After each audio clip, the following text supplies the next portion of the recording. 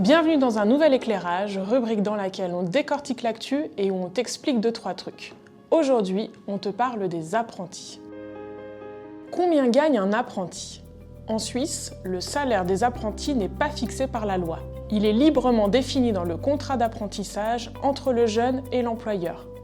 Il varie selon le métier, la branche professionnelle, la formation, l'ancienneté et l'âge. À savoir que les apprentis peuvent en général commencer à travailler dès l'âge de 15 ans après la scolarité obligatoire. Le salaire n'est encadré que par des recommandations ou parfois par des conventions collectives de travail quand elles existent, qui fixent des montants minimaux. Contrairement aux autres employés, un apprenti ne peut pas exiger d'augmentation, de 13e salaire ou d'indexation au coût de la vie, sauf si c'est prévu par la CCT, comme c'est le cas dans la construction. À combien de semaines de vacances un apprenti a-t-il droit ?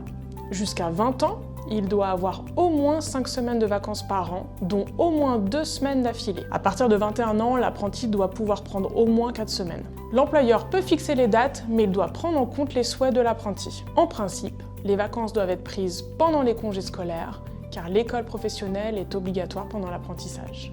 Pour UNIA, ce temps de repos est jugé insuffisant. C'est pourquoi le syndicat a lancé une campagne nationale pour exiger au moins 8 semaines de vacances par an pour les apprentis. Est-ce qu'un apprenti peut démissionner ou être licencié ? Un contrat d'apprentissage est prévu pour durer jusqu'à la fin de la formation, donc on ne peut en principe pas le résilier librement. Toutefois, il y a des exceptions, notamment durant la période d'essai, où il est plus facile pour les deux parties de résilier le contrat. Au-delà, ce sera possible seulement en cas de commun accord ou pour des motifs dits graves. Quoi qu'il arrive, toute rupture contractuelle doit être annoncée à l'autorité cantonale compétente. Va sur ce lien si tu veux toutes les infos sur l'apprentissage. Voilà, tu sais presque tout sur les droits des apprentis. Pour ne pas louper notre prochaine vidéo, n'oublie pas de t'abonner à notre chaîne et de nous suivre sur les réseaux. Allez, à la prochaine!